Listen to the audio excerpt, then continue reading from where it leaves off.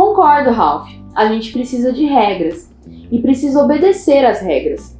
Afinal, não somos selvagens, somos ingleses. E os ingleses são os melhores do mundo em tudo.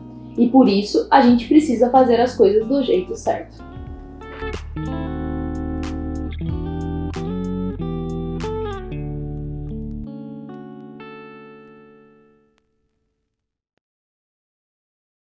Olá pessoal, tudo bem com vocês? Aqui é a Bianca do Cabeceira e hoje eu encerro o nosso mês dos clássicos ingleses e eu confesso que eu fiquei em dúvida porque muito do que a gente consome hoje de literatura vem de autores ingleses.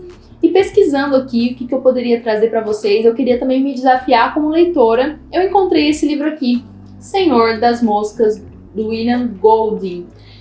E eu fiquei muito interessada porque ele ganhou um prêmio Nobel de Literatura no ano de 1983. E também porque eu já tinha visto muitas pessoas resenhando esse livro e falando que é um livro muito provocativo e que te deixa pensando a respeito da história mesmo depois de muito tempo que você já terminou o livro. Então, eu comecei a ler O Senhor das Moscas sem saber nada a respeito da história e já tem filme a respeito do livro, tem várias adaptações e foi muito bom essa experiência de nunca ter vivenciado nada a respeito da história porque tudo é inédito para você. Bom, vamos lá, né? O William Golding, ele era um escritor, um dramaturgo e ele escreveu diversos livros, mas nenhum livro fez muito sucesso, tanto sucesso, na verdade, quanto O Senhor das Moscas, que foi escrito em 1954, mas ele só recebeu esse prêmio Nobel de Literatura quase 30 anos depois. E do que se trata essa história? Eu quero mais me prender aqui a história em si do que a vida do autor, que não tem nada assim de muito interessante. A história começa contando sobre um avião que caiu no meio de uma ilha deserta. E nesse avião só tiveram sobreviventes crianças, meninos especificamente, meninos de 12 anos e meninos de 6 anos. E é engraçado que não conta para onde esse avião estava indo, o que aconteceu, o que caiu. A história já começa com os meninos dentro da ilha.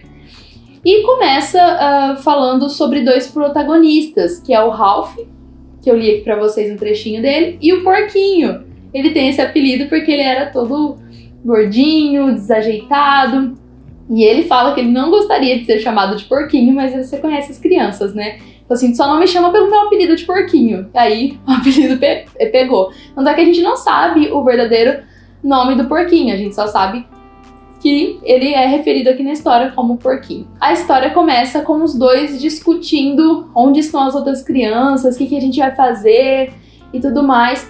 Até que o Porquinho, por mais que ele é o gordinho todo desajeitado, ele é a voz da sensatez no meio daquele monte de criança. Ele tem ideias geniais para poder manter a ordem no meio daquele caos. E ele pede pro Ralph tocar uma concha, porque quem estivesse longe da ilha ia ouvir aquele barulho e ia chegar até perto deles. E aí começa a chegar uma galera, assim, um monte de criança, e eles tentam pensar o que eles vão fazer agora que eles estão perdidos numa ilha.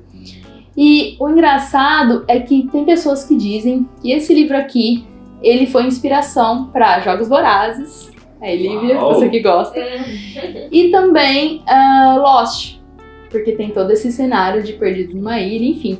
Dizem que esse livro foi inspiração para essas séries, não sei se é verdade. Mas é engraçado porque você pensa, né? Como é que as crianças vão sobreviver numa ilha, né? Não sei se vocês já assistiram Largados e Pelados, mas é muito difícil, ainda mais se tratando de crianças. Mas a impressão que nos dá no livro é que parece que foi planejada essa queda do avião, porque a ilha contém vários tipos de provisão, assim, como por exemplo água, tem porcos na ilha para que eles possam caçar e se alimentar, tem frutas. Então, assim, eles não são 100% deixados ali à deriva, mas eles conseguem de alguma forma sobreviver. As crianças mais velhas ali de 12 anos se sentem como se fossem adultos e querem, obviamente, mandar nas crianças mais novas. Então eles começam a se organizar a respeito do que cada um ia fazer. E o Ralph também, que é colocado ali como não só um dos personagens principais, mas também como o líder de toda a equipe, ele fala, olha, o mais importante é a gente deixar uma fogueira acesa no topo da montanha.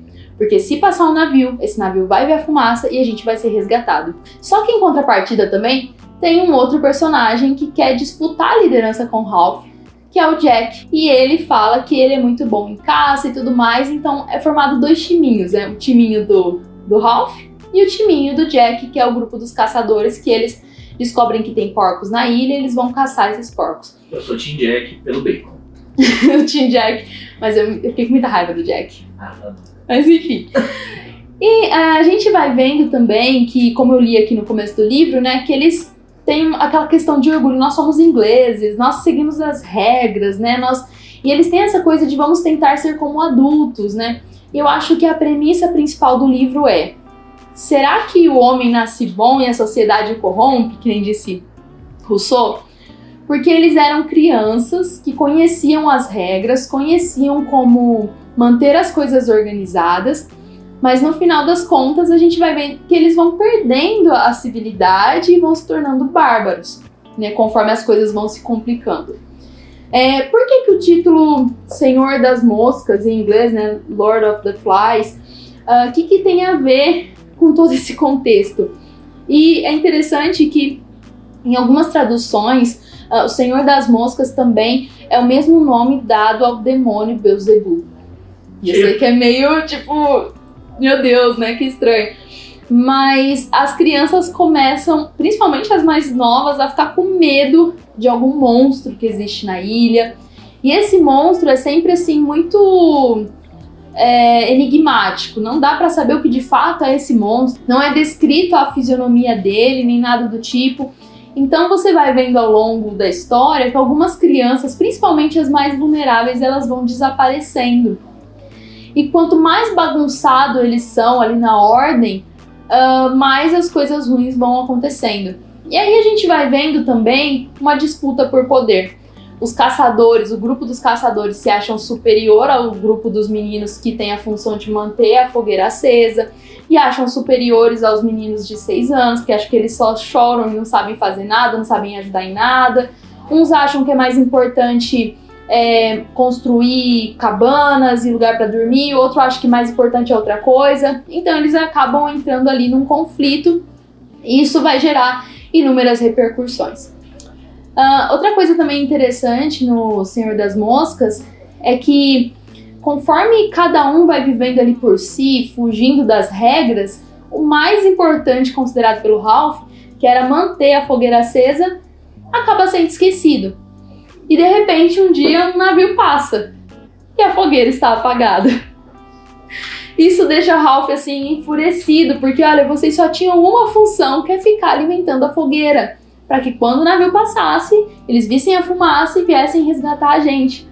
Só que eles acabam se distraindo, vivem nessa coisa de precisamos caçar, até porque eles se achavam muito adultos caçando, sabe?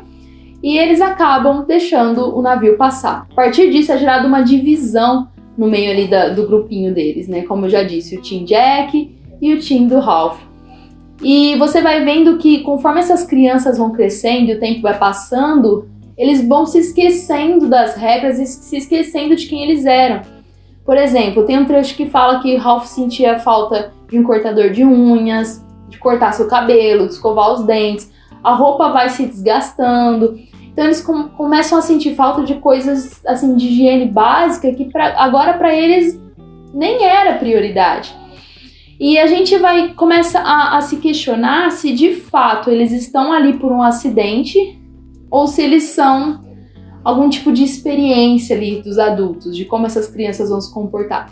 Porque a sensação que eu tenho lendo esse livro é que em todo momento eles estão sendo vigiados. E o meu questionamento também é se esse Senhor das Moscas, se de fato ele é um monstro ou se é uma criatura criada para causar medo, que nem acontece em Jogos Vorazes, ou se, não sei, se é coisa da imaginação dos mais novos. Então a gente fica nessa dúvida de fato sobre o que é o Senhor das Moscas. Ele não é o protagonista, assim, é como se fosse uma sombra ali que fica deixando essas crianças com medo. Eu não vou contar o final, mas assim, chega um momento que eles se tornam completamente bárbaros e aqueles que querem manter a civilidade são os mais prejudicados. Muitos acabam morrendo, muitos acabam se machucando. O porquinho, tadinho, que era todo o correto, a voz da sensatez, aquele que mais pensava, que tentava manter a ordem, tudo, ele é muito prejudicado, e também pelo fato dele não ser o mais forte, as crianças, até as mais novas, não levam ele muito a sério, vão tentar tirar proveito dele. E no final, aqueles que concordam com o Ralph, com o porquinho, de manter a ordem e tudo mais, por se sentirem mais fracos, acabam sendo induzidos a ir para esse grupo do Jack. E aí acaba praticamente ficando apenas 2 crianças contra todo o resto. Então fica praticamente insustentável viver nessa ilha. E é engraçado também que conforme o tempo vai passando, eles começam realmente a se comportar como selvagens, com danças, pintando o rosto, com um jeito de falar, vestimenta e tudo mais. E aí a gente vê no final, de fato, isso confirma que não foi um acidente. Que essas crianças estavam sim servindo como experimento. Parece uma história até que rasa, mas a sensação que eu tive é que aquela história permaneceu na minha mente durante muito tempo, mesmo depois de já ter lido o livro. A gente vira e mexe pensando nas coisas que aconteceram e como aquelas crianças se comportaram diante da situação. Então eu acredito que O Senhor das Moscas é um romance que mostra que o ser humano não nasce bom e a sociedade o corrompe. Porque essas crianças, elas sabiam das regras, das leis, e eles, a princípio, queriam se comportar como adultos, mas no final das contas eles não conseguiram manter isso. E também é uma crítica à nossa sociedade, né? E eu vi muito isso também, me lembrou na época da pandemia, em que os mercados se fecharam, em que muitas coisas foram restritas. Será que nós mantemos a nossa civilidade, né, quando o nosso conforto e os nossos recursos se esgotam? Ou será que a gente se comporta como selvagens, né? E O Senhor das Moscas acaba comprovando isso. Esse livro foi um sucesso, foi traduzido para mais de 35 idiomas, e eu confesso que não é aquele livro confortável, com um final feliz, que todo mundo fica bem. Na verdade, esse livro me lembrou também, apesar de não ser uma distopia, me lembrou uma distopia. Aquela sensação de desconforto, aquele questionamento, e se isso acontecer, será que a gente se comportaria assim? Essa sensação que me deixou O Senhor das Moscas. E agora eu quero que você me responda. O Senhor das Moscas é digno da sua cabeceira? Eu espero que sim. Um beijo e até a próxima. Não deixa de se inscrever aqui no nosso canal. Também comenta aqui embaixo se você já leu O Senhor das Moscas e se você teve as mesmas impressões que eu tive. Um beijo, pessoal, e até a próxima. Tchau!